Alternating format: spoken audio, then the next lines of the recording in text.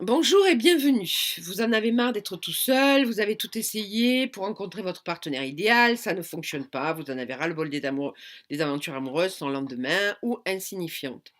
C'est pour ça que j'ai créé mon programme Love Training et c'est pour ça qu'aujourd'hui je vais vous parler de bonheur dans la relation amoureuse. Sachez d'entrée de jeu que je vais vous plomber le moral en vous affirmant que les couples malheureux ne dépassent pas l'étape 2 et les couples heureux vivent toutes les étapes, si vous voyez où je veux en venir. Alors, l'étape 1, c'est la passion. L'étape 2, c'est la lutte pour le pouvoir ou la période d'adaptation. L'étape 3, c'est le partage du pouvoir ou la période de stabilisation. L'étape 4, c'est l'engagement ou l'amour véritable. Et l'étape 5, c'est l'ouverture sur autrui ou comment servir d'exemple. Je vais commencer par l'étape 1 qui est la passion. C'est l'étape passionnelle qui est l'étape de la séduction. Elle comporte elle aussi 5 étapes qui sont déclinées en 5 actions. La relation fusionnelle, l'intention de la séduction est d'attirer l'attention de l'autre et d'en prendre le contrôle émotionnel pour obtenir ses faveurs. Le sexe n'est qu'une partie de ces faveurs. On y retrouve également le besoin de partager, le point de la solitude, le manque affectif, l'envie de construire, qui sont également des faveurs attendues d'un partenaire. La première action, c'est l'attirance. C'est aussi bien une question d'hormones, les phéromones, que du visuel. Qu'on le veuille ou non, toute personne qui est rencontrée suscite en nous une réaction de sympathie, d'antipathie ou d'attirance ou de répulsion. La femme qui se montre sexy est gage de plaisir innombrable, sachant consciemment ou non que l'homme sélectionne la femme selon son apparence physique, du moins au début. L'homme montre plutôt sa richesse, son statut, sa force, sachant consciemment ou non que la puissance est le premier aphrodisiaque de la femme, du moins toujours au début. Les femmes provoquent, les hommes paradent.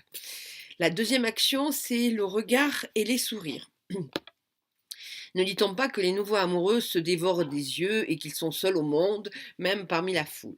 Le regard est l'instrument de séduction humain le plus efficace. Le regard intrusif et intéressé d'un homme rencontre le regard réceptif et intéressé d'une femme. Il se produit alors le désir. La troisième action, la conversation. La communication est faite de langage corporel à 75%, d'intonation vocale à 38%. Le sens des mots ne pèse, lui, que 7%, donc nul besoin d'être compliqué. Il faut rester soi-même et c'est la meilleure façon de rentrer dans une relation. Alors, entrer dans une relation avec c'est l'intention simple de savoir qui est l'autre et laisser faire ou plutôt laisser être. Alors, la quatrième action, c'est le contact physique. Le contact physique intervient naturellement dans la conversation qui passe bien, dans lequel les deux interlocuteurs sont en accord.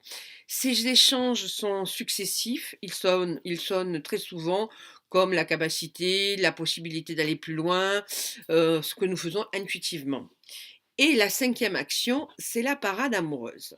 Dans cette danse de l'amour, ça récapitule toute cette première période de la relation passionnelle. Les deux amants ne se connaissent pas encore, ils sont incertains de l'amour que l'un et l'autre éprouvent pour l'autre et ils se montrent sur leur plus beau jour. Cette période plus fusionnelle et plus passionnelle n'est donc pas encore de l'amour, c'est une période de bonne entente pendant laquelle les deux partenaires s'apprivoisent. L'acte sexuel, lui, arrive plus rapidement chez les plus fusionnels, il est plus lent chez les célibataires bien dans leur peau, plus autonomes, et à la recherche non pas d'aventures successives, mais d'une relation stable. Les passionnés fusionnels vont de coup de foudre en coup de foudre. Les membres d'un futur couple heureux cherchent à savoir à qui ils ont affaire avant de tomber réellement en amour.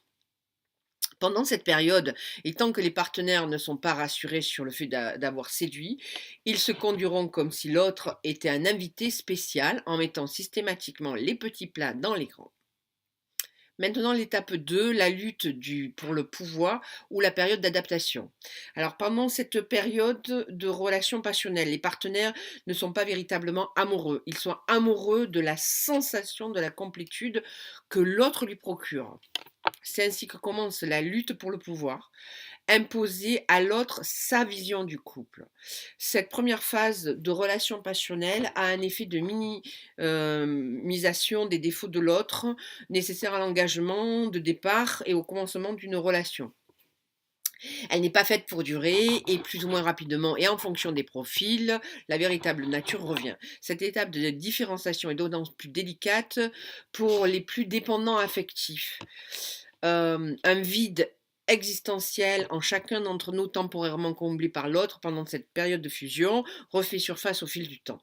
Le couple, à ce moment-là, n'a pas de problème particulier, mais la présence du ressenti de ce vide chez les partenaires non autonomes est véritablement difficile. Sans hauteur, sans intelligence émotionnelle, ils s'accuseront de ne pas donner assez d'attention, ils s'accuseront d'être responsables de ce vide en eux, et ce sera la crise. Potentiellement, c'est la rupture pour les plus fusionnels et les moins conscients de ce mécanisme.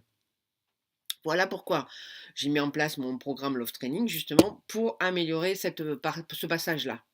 Ceux qui sont dans ce cas-là, donc les dépendants affectifs, ils iront fusionner ailleurs avec un autre partenaire. Ils répéteront et répéteront cette situation jusqu'à enfin qu'ils comprennent que le couple n'est pas la source de cette douleur, mais que cette douleur est une non-acceptation de ce vide qui est déjà dans eux et confère Love Training, toujours.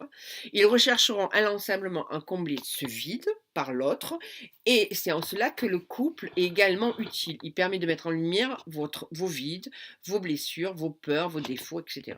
Le couple est un outil de connaissance très efficace. Dans la lutte pour le pouvoir, c'est l'autonomie affective qui est l'enjeu. Il vous faut passer par la fusion de l'amour, et il vous faut passer par cet état de fusion à un état de différenciation. C'est comprendre que l'autre n'est pas nécessairement la source de la souffrance. C'est apprendre à vous regarder de l'intérieur. C'est obligatoirement un travail sur soi. Les plus réfractaires cumuleront les relations pour ne pas ressentir et ne pas aller dans ces peurs-là. Les autres feront le chemin, passeront à l'étape suivante. Et c'est seulement 20% des couples qui passent à l'étape numéro 3. Et voilà, je reparle de mon Love Training. Pourquoi Love Training est un tremplin dans votre relation à l'autre. Ensuite, l'étape 3, c'est l'étape du partage, du pouvoir ou la période de stabilisation. C'est la phase passionnelle qui permet à deux personnes généralement étrangères l'une à l'autre d'être attirées l'une envers l'autre. Tu es toi, je suis moi, et ensemble, on construit l'acceptation de ce qui est l'autre. La lutte du pouvoir, la phase constitutive est inévitable et permet aux deux partenaires de découvrir qui on est réellement, qui est la personne dont ils sont devenus amoureux, et par le fait même de mieux découvrir leurs propres besoins de fusion, de contrôle, de dépendance affective. Cette troisième phase vous demandera plus de conscience sur vous. C'est l'association de deux personnes incomplètes et imparfaites qui décident de donner leur pouvoir au nous, le toi et le moi, et qu'elles forment ensemble pour grandir mutuellement. Chacune d'entre elles a, pour se faire un regard sur elle-même, sur ses failles, ses défauts, et ne cherche pas à les combler par son partenaire. Au contraire, chacune de ces deux personnes utilise son couple comme un moyen de grandir, comme un moyen de comprendre, d'apprendre par des situations qu'elles vivent ensemble. Comment vivre ensemble, c'est une croissance par résonance. Les partenaires de couple heureux ne sont pas fusionnels.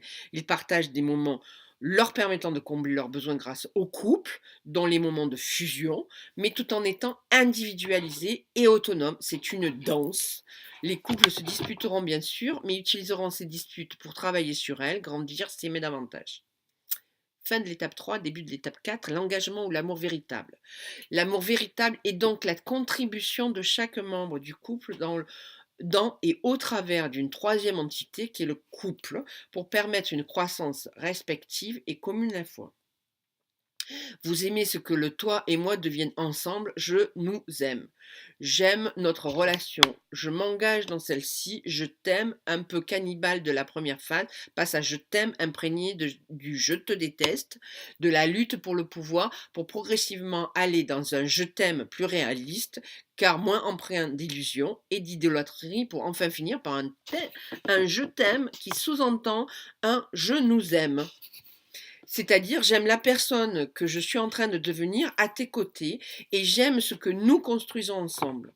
C'est ainsi que la notion d'essence est présente au quotidien. C'est-à-dire qu'une relation stable et épanouissante permet à ses membres de se sentir bien, pleinement libres de s'exprimer et d'être ce qu'il est. C'est uniquement au travers de cette compréhension que le bonheur peut apparaître dans un couple. Et enfin, l'étape 5, c'est l'ouverture sur autrui, sur les autres, comment servir d'exemple. Ce sont les couples qui nous prouvent que le bonheur à deux est possible et dur. Ce sont ces couples qui ont traversé toutes les épreuves, tout en les utilisant pour grandir et faire grandir. Ce sont ces couples enviés qui semblent sereins, paisibles et qui nous donnent envie de leur ressembler. Les membres des couples heureux ont décidé d'être heureux plutôt que de chercher à avoir raison sur l'autre.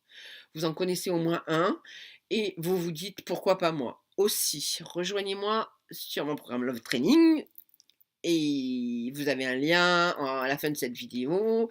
Et en conclusion, je vous dirais qu'un couple heureux, c'est la conséquence de deux personnes indépendantes, affectivement parlant, non pas parfaites, ni même ayant réglé tous leurs problèmes, mais conscientes qu'ils ont des problèmes ou de ceux-ci, et ils ne cherchent pas à fuir ou à compenser leurs blessures à travers l'autre, ce qui créerait un déséquilibre tragique. Ce sont des personnes conscientes de qui elles sont, de ce qu'elles veulent vivre, mais surtout ressentir dans leur couple. Ce sont des personnes heureuses, euh, seules, même avant d'être heureuses à deux.